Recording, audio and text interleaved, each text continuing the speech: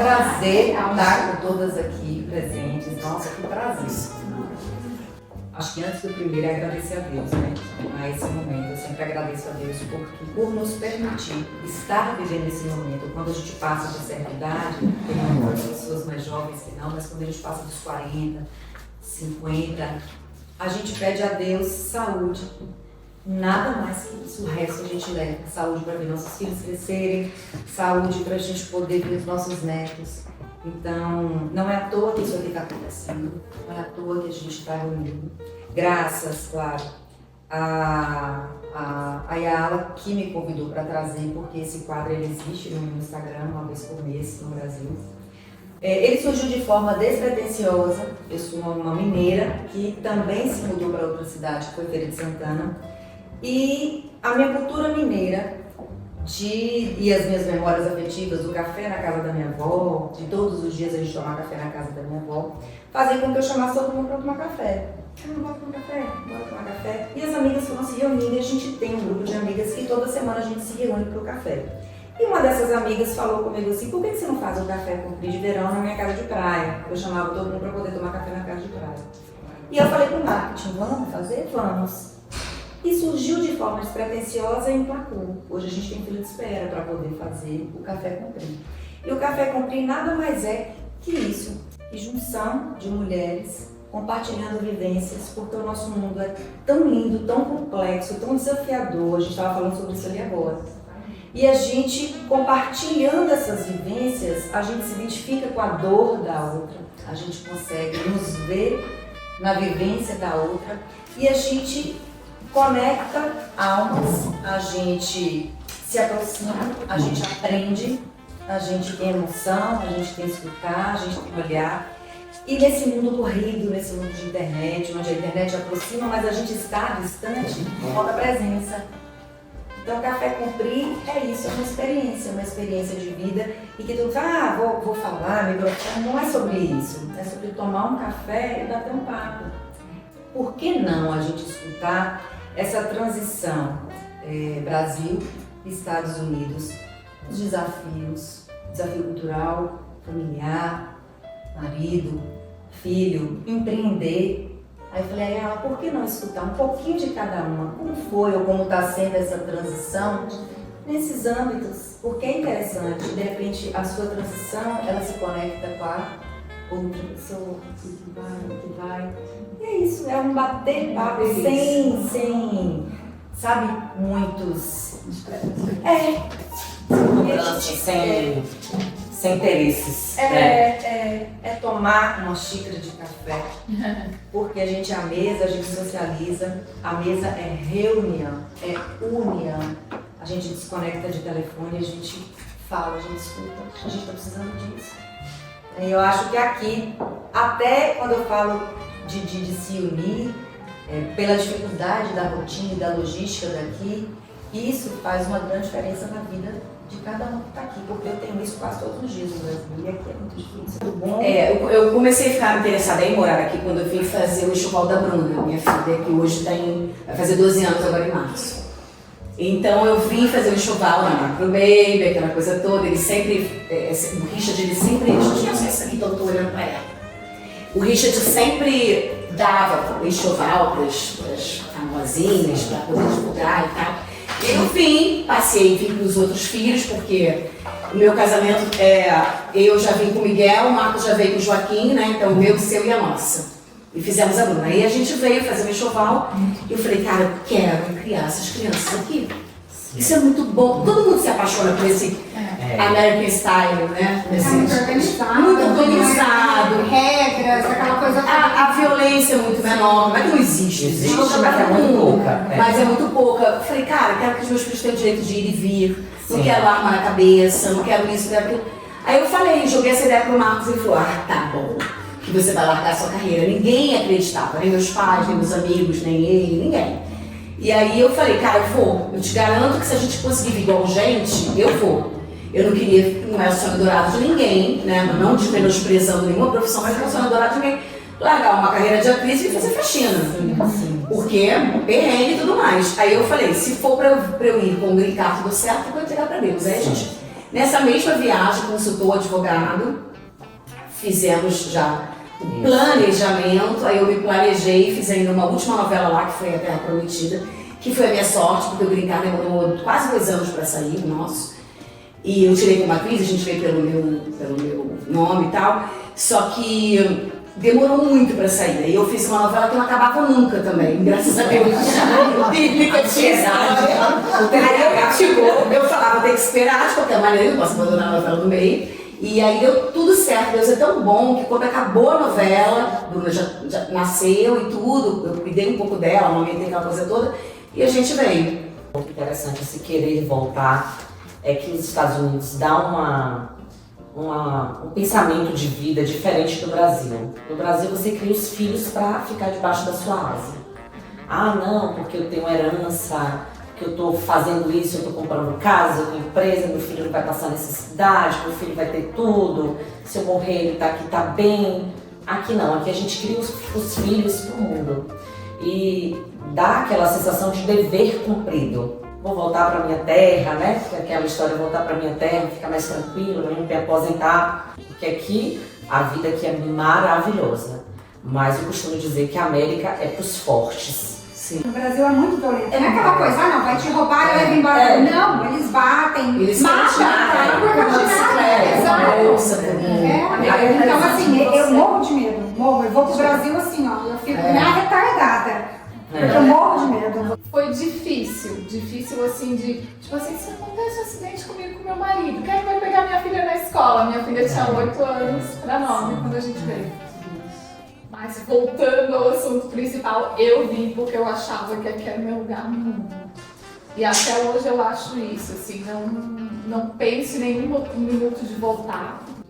Sim, é que eu falei para as meninas antes, assim, tudo não terás. Nada é Você vai ter que fazer uma renúncia de alguma coisa. E aí eu escuto muito isso sobre essa razão motivadora de vir pra cá, como você falou. Meus filhos vão crescer no país, né? O futuro dos meus filhos, aí vem vocês, aí vem aqui também, a mesma coisa. O futuro que eu vou dar para meus filhos não é sobre herança, é sobre dinheiro, mas é principalmente sobre segurança. A gente não pode reclamar, né? Porque aqui na Holanda a gente tem tudo do Brasil. Tudo do Brasil. Então, a minha história é diferente, eu acho que de todo mundo, né? Eu não tenho filhos, mas antes de vir, eu estava com um irmão em casa fazendo um tratamento de câncer. Ele desencarnou em 23 de dezembro, então ali pertinho do Natal. Então, dezembro já foi o momento em que o processo dele estava muito acelerado. E estávamos só nós dois em casa, ele sentadinho lá com o celular e eu sentei para conversar. E ele abriu um Tinder, só que ele era casado, tinha uma bebê, tinha uma filha mais velha. E aí estávamos nós dois lá brincando no Tinder dele. Ele buscando homem, buscando mulher, naquela brincadeira ali. Aí tá. Então eu abri, mapei ali 100 quilômetros, que leva até São Paulo, falei, acho que até São Paulo dá o quê? Uma dá pra Minas, dá pra eu ir. E aí eu encontro o abençoado em Orlando. Olha, meu Deus. E em São Paulo tem Olambra, tem Americana, tem nomes assim. Eu falei, Orlando deve ser uma cidade, né? E ele falando português, eu falei, deve ser uma cidade daqui. Sim. Eu falei, mas você está nos Estados Unidos mesmo? Ele estou. Eu falei, mas como? Aí a gente começou a conversar e de repente ele para de falar.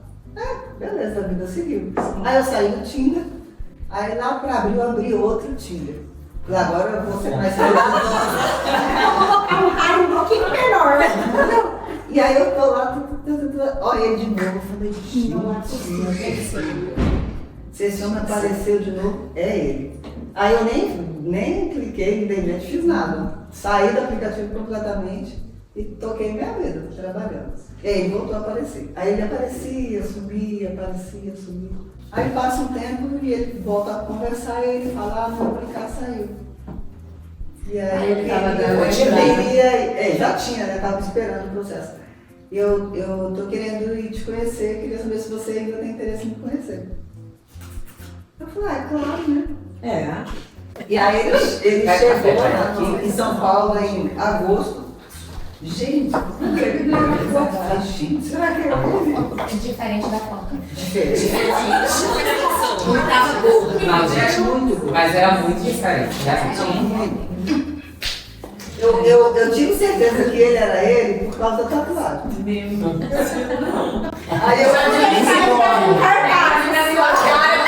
ninguém conhecia ele, né? Eu larguei a minha carreira. Só um gordinho. É. Emagreceu, gordinho, tá apanhando até hoje. Eu era responsável por criar os filhos. Larguei tudo, larguei realmente tudo. Adorei essa história, gente. O próximo casamento vai ser dela. Contar isso na televisão, né? Porque é muito difícil aqui nos Estados Unidos se empreender e dar certo. Né? A gente se depara com muitas coisas, muitas influências boas e ruins, pessoas boas e ruins. Sei lá, vou pra essa carreira pra arriscar. E encontrar tudo. Exato. Eu gostava muito de advogar, mas assim, eu queria empreender, sabe? Eu me via também muito sentada na mesa de um escritório, fazendo aquilo ali pro resto da vida. Então eu comecei a me questionar o que é que eu quero pra minha vida daqui a 10 anos, né? E aí foi isso. E aí a gente viemos pra cá em março de 2023, dia 29. E aí estamos até então empreendendo. Hoje temos 2 empresas, a gente montou uma frota de altos veículos brasileiros. E eu também tenho uma empresa de redirecionamento, então continua com o escritório dele do Brasil, tocando daqui. E é isso, e é um desafio assim enorme, gigante, mas eu digo que é totalmente possível para quem quer, né, para quem tem garra, para quem acredita, para quem não desiste na primeira dificuldade, porque são muitas, principalmente isso da distância, né, da família, da rede de apoio. Eu sou muito ligada à família, minha mãe, que eu tive que cortar esse laço mesmo, esse cordão umbilical. E foi assim um desafio enorme, continua sendo, né? E se eu falar pra você que eu não tenho vontade de, assim, não tenho esse desespero de, sabe? Eu também nunca tive essa vontade de voltar. Desde que eu cheguei aqui, eu falei que não existe plano B. É sobre energia boa mesmo, é sobre isso que eu falei. A sua história se conecta com a história dela, com a dor de uma, com a satisfação da outra. E a rede de apoio ela vai crescendo e a gente vai conectando. Uns que conhecem mais, outros que conhecem menos. É sobre isso. É sobre isso. Aí fica aquela, vamos falar o quê? Não é sobre isso, é sobre trocas. Não era o Brasil que era o foco, mas era a América, só que era latina, né? E aí, o sonho dos Estados Unidos não era também tanto assim meu, era do meu marido. Ele fala que as outras pessoas ouviam, sei lá, Reginaldo Rossi, Roberto Carlos, e ele gostava de Elvis Presley. Então, o sonho era dele. A gente vem aqui desde 2008, 2009, e ele sempre falava, eu vou morar aqui, eu vou morar aqui. Eu amo o Brasil assim, vocês falam que não tem vontade de voltar, não tenho vontade de voltar para morar. Mas eu morro de saudade, eu amo assim, a Bahia, as praias, eu amo o brasileiro, eu falo para todo mundo, gente, brasileiro tem um outro, você vai na Europa, agora, eu sempre vou, recentemente a gente estava em Barcelona, que as pessoas são alegres, mas você visivelmente você vê quem é brasileiro. Ah, com certeza. É um outro tipo de pessoas, é todo mundo diferente. Especialmente aqui em Irlanda, na Flórida, vocês acham as melhores coisas do Brasil e as melhores coisas da Europa, que como se fosse junto aqui, educação, segurança, coisas boas, né? Minha irmã já morava aqui. Aí o que aconteceu? Eu sempre também gostei, eu vinha pra cá e aí todo mundo fala, né, Irlanda, tipo, é tudo muito organizado, aquela coisa, a questão da violência. Por mais que eu morava, eu sempre morei no interior de São Paulo, mas eu sempre tive muito medo. Eu nunca tive assalto, mas eu tinha medo. E aí eu falava pro meu ex-marido que eu queria vir morar aqui e tal. E aí encontrei o Romulo, a gente se apaixonou assim na mesma hora e a gente tá junto até hoje, vai fazer 14 anos. A gente tem uma empresa de administração de casas de vacation, uma imobiliária, faz compra, venda, a gente trabalha com turismo também e agora com aluguel de carro. Então a gente tem as 4 empresas que a gente tem. Hoje eu tenho amigos aqui que eu considero muito mais amigos do que eu tenho até no Brasil de muitos anos. Sim. Assim, Com certeza. Mas abrindo esse parênteses, Mas não assim, tem que casa bom pra escutar a história de todas vocês, porque isso até me fortalece. Acho que foi até uma estratégia, talvez não pensada, eu estar escutando isso tudo, por conta até da minha resistência também, dessa transição, né, de estar aqui.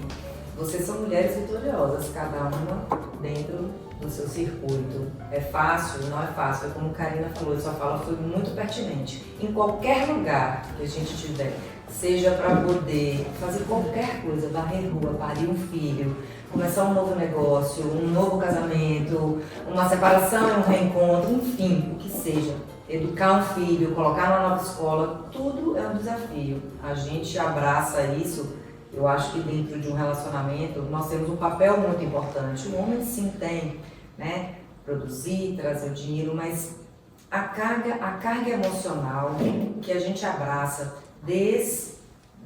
da gestão da própria casa, a gestão, claro que somos parceiros, né? A gente é 50-50 dentro do relacionamento, mas eu acho que a gente tem um poder muito grande de, como que eu digo, a gente faz a gestão num todo, né? A gente tem uma responsabilidade enquanto personas, Deus nos coloca como mulheres nesse mundo, para viver essa vida nesse plano, como algo muito, muito importante, de grande responsabilidade. A sua fala foi muito importante escutar, em especial a sua.